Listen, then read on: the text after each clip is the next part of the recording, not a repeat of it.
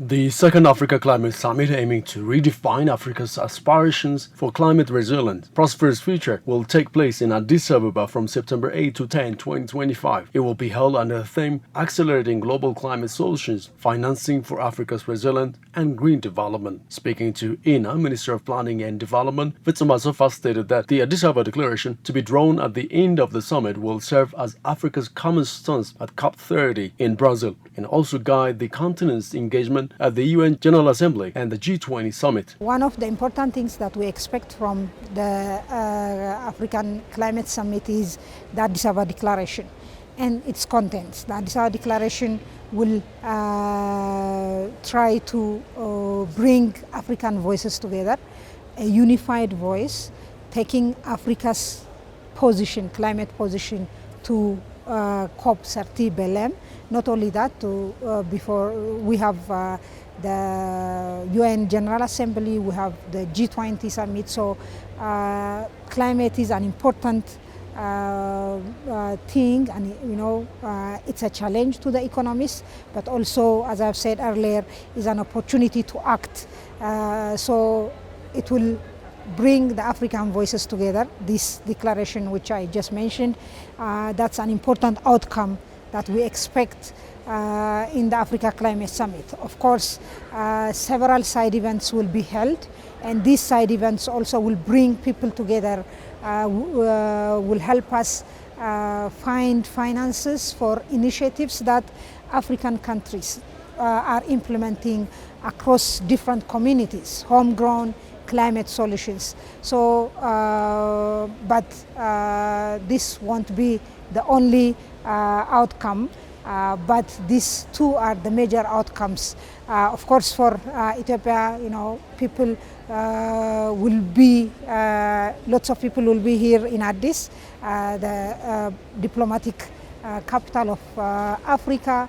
So we'll be having the chance to showcase what we have in terms of capacity in holding such huge conferences, such huge dialogues, but at the same time also showcase our tourism potential as well.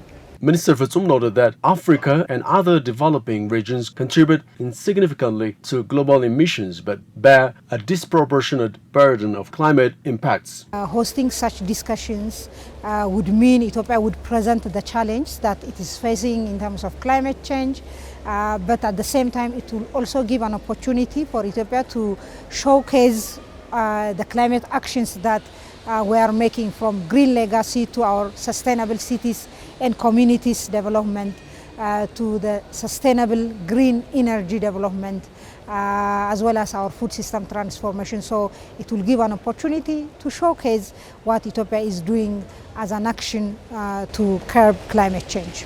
Discussion has been on table for several decades. Africa and other poorer corners of the world are really contributing insignificant to climate change, but they are suffering more than proportionately. So there is always responsibility to the developed countries to really contribute to adaptation and mitigation works in Africa and other continents. But as you rightly mentioned, people are not, or countries are not delivering on their promises. So we'll keep on pushing on these countries, on developed countries, to keep their promises to really contribute to adaptation and mitigation works, and to really make us access climate finance better, cheaper climate finance to work on climate change. The upcoming Second Africa Climate Summit is strategically timed between the G20, UNGA, and COP30, providing Africa with a platform to shape the global climate and finance agendas around its priorities and realities. The summit will showcase successful initiatives, launch new partnerships, and align regional action with international processes.